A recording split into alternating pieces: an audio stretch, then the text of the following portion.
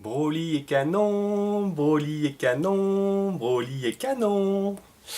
Et salut à tous, donc ça y est, le débat est clôturé. Broly est définitivement canon, et dans tous les sens du terme. Donc on nous avait hypé pendant un an sur la sortie de ce nouveau film issu alors en fait c'est le nouveau film issu de la saga Dragon Ball, mais c'est le premier film estampillé donc Dragon Ball Super, donc un comeback de Broly. Alors je sais qu'il y en a certains d'entre nous qui étaient sceptiques parce que bah voilà, Broly, on se rappelle ce que c'est un des personnages quand même les plus emblématiques de la saga. Donc il avait frappé tout le monde en 1993 en arrivant et en défiant en fait tous les super guerriers en même temps, c'est-à-dire que il a mis la pâtée en même temps à Goku, à Trunks du futur, donc à Vegeta, à Piccolo et même à Gohan, et ils ont dû se mettre à plusieurs en fait pour arriver à bout de ce guerrier légendaire. Donc je vous rappelle qu'au niveau de l'histoire, au niveau de la genèse, donc canon pour les rageux, donc Sangoku se transforme en Super Saiyan pour la première fois sur la planète Namek face à Freezer, donc un combat apocalyptique et en longueur qui aura marqué tous les fans de la saga de Toriyama. Et donc quand il s'est transformé, tout le monde pensait que c'était lui le guerrier de la légende. Et il se trouve que justement le guerrier légendaire, le Super Saiyan légendaire, n'est autre que Broly. Alors, on va commencer en fait par les points négatifs. Il y en a quand même un petit peu, je sais, ça paraît fou comme ça. Après une telle réussite, j'ai pas dit que j'ai pas aimé le film. Attention, voilà, calme-toi, détends-toi, respire un bon coup, bois un café, un verre de lait, quelque chose. Donc moi je dirais que déjà le plus gros défaut du film, je pense c'est l'île est purée, j'en trouve pas mes mots, je suis ému. Le film je l'ai vu hier en avant-première comme tout le monde le 24, j'ai réussi à avoir ma place et c'était pas gagné d'avance.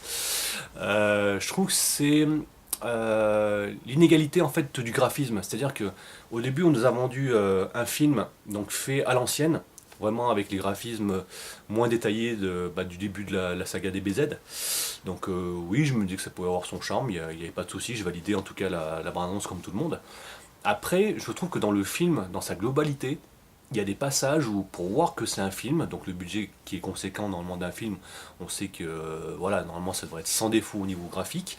Et là, j'ai trouvé que par moments, on avait des plans où c'est surtout quand les personnages sont éloignés, où ils sont mal dessinés en fait. On retrouve en fait les mêmes bugs, les mêmes défauts que dans le début de la saga Super, où on avait justement un Goku 3 hyper mal designé en fait qui se battait contre Beerus, et quand tu voyais ça juste après le film de Battle of Gods, justement ça piquait. Et là je suis étonné de voir que même pendant le film, alors peut-être que c'était dans la hâte et tout, parce que le film a été fait assez vite, ça a été réalisé dans des temps records, mais il y a des plans où si on a vraiment l'œil, on voit que c'est un peu bâclé quoi, au niveau de l'animation. Après, ça n'a pas choqué grand monde puisque les combats sont dynamiques. Ensuite, alors ça n'engage vraiment que moi. Et j'aimerais bien voir vos retours, donc n'hésitez pas, j'en profite, hein, à liker pouce bleu et à vous abonner à ma chaîne. Bon allez, j'arrête avec la pub. En tout cas, je vous remercie tous ceux qui sont présents sur ma page Facebook ou sur ma chaîne YouTube.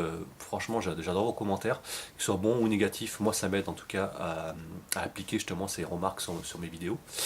Je sais même plus où j'en étais. Oui, voilà. Donc la deuxième question que je me pose après avoir vu le film 3 fois sans aller au Japon. Calme-toi, toi au fond, je t'ai à l'œil là. C'est Dragon Ball Super se termine sur la puissance ultime de Sangoku, à savoir le Migate no Gokui, donc l'Ultra Instinct. Et bah du coup, pourquoi il le fait pas de mon Broly? Bon, je suis assez d'accord avec certains de mes confrères youtubeurs, donc on nous a spoilé Gogeta Blue. Bon, en même temps, c'était couru d'avance, parce que s'il n'y a pas d'Ultra Instinct, forcément, c'était le meilleur moyen pour Goku et Vegeta de venir à bout du guerrier légendaire. Mais l'Ultra Instinct, à un moment, Goku lui-même, il le dit. Broly, je suis sûr qu'il est plus fort que Beerus. Oui. Et qui est plus fort que Beerus? Bah toi, quand t'es en Ultra Instinct, t'as les cheveux blancs. Mais tu le fais pas.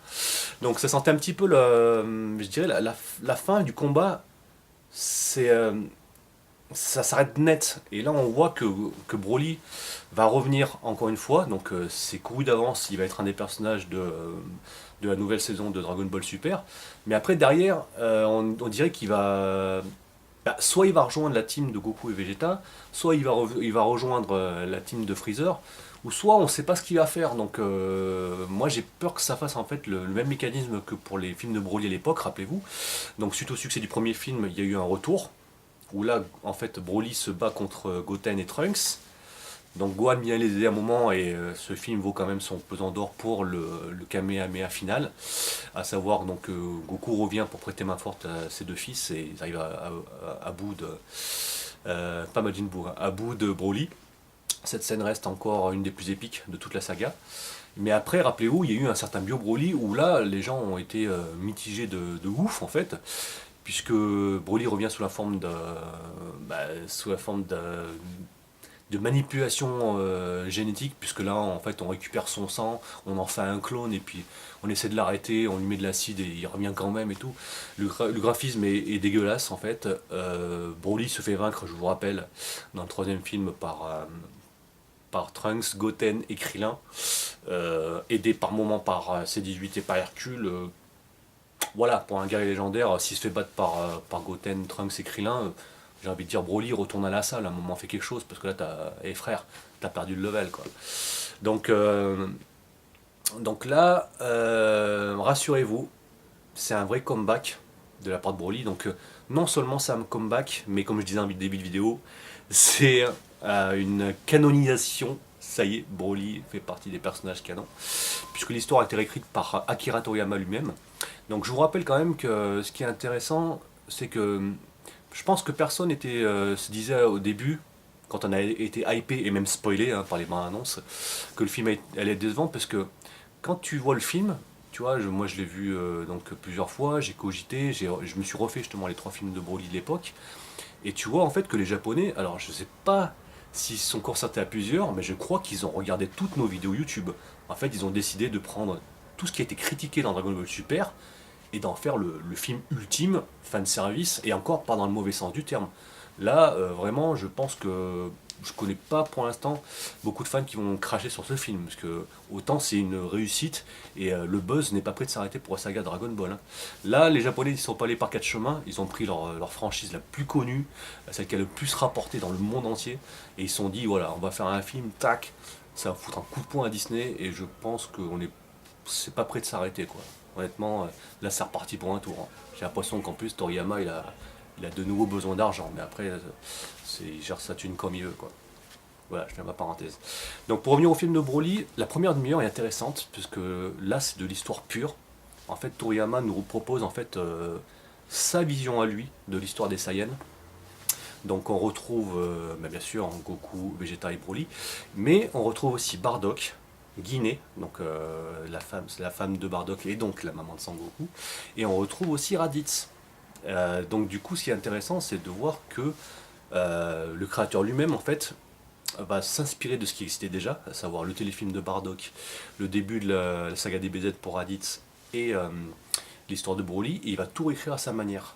Et c'est ça qui est hyper intéressant, c'est que moi je dirais que la première demi-heure, à elle toute seule, ça aurait pu être un OAV en fait, un original animation vidéo direct, parce que je crois que j'avais pas vu une histoire racontée comme ça depuis le film de Tapion, où là vraiment pour la première fois dans DBZ on n'avait pas que c'était pas seulement axé baston, il y avait une histoire en fait inédite.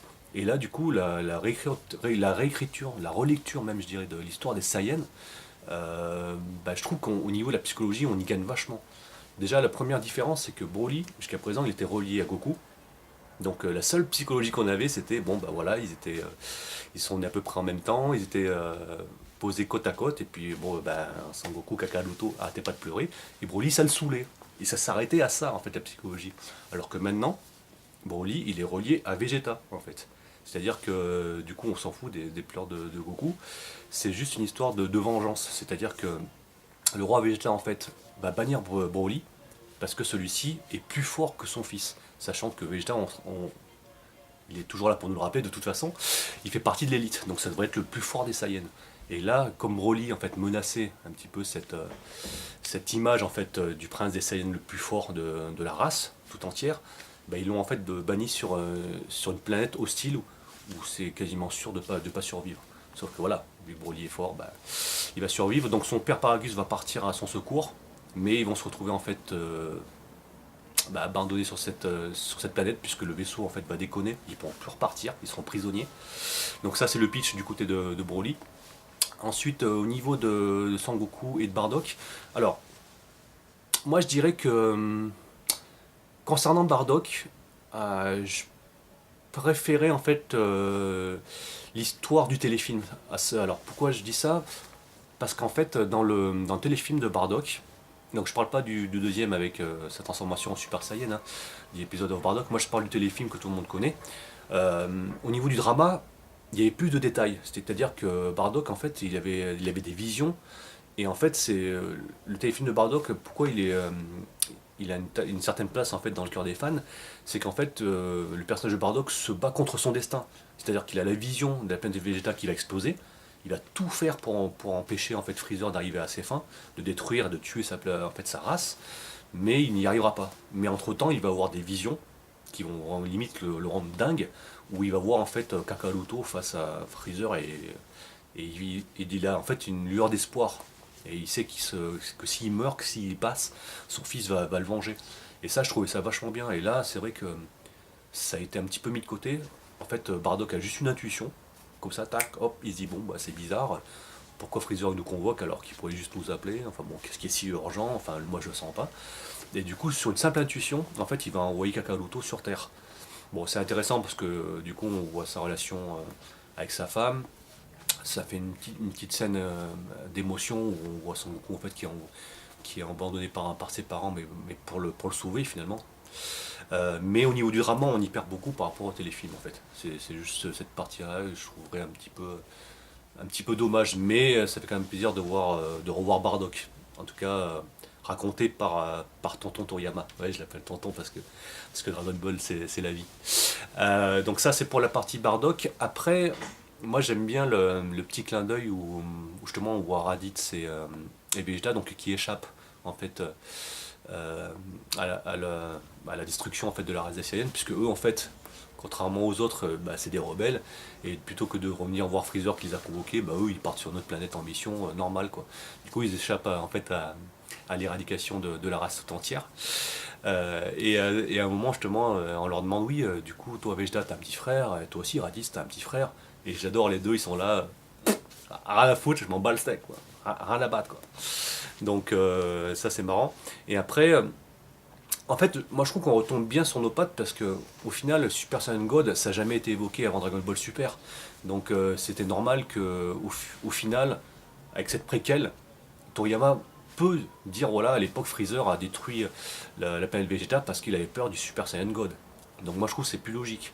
Et peut-être que justement quand il a rencontré, et ça on le saura jamais finalement, mais enfin, moi je trouve que ça se tient. Quand il se retrouve face à Son Goku, il se transforme pour la première fois en Super Saiyan, comme je disais, du coup il se dit ça y est, Super Saiyan God il est juste devant moi quoi. Et c'est là que voilà, on connaît la suite, le dénouement de l'histoire. Donc vraiment cette première demi-heure, c'est vraiment de l'histoire, c'est hyper prenant. Des passages comme ça, narratifs, où on en apprend plus sur la genèse des personnages, moi j'en redemande parce que c'est du caviar, ça c'est top.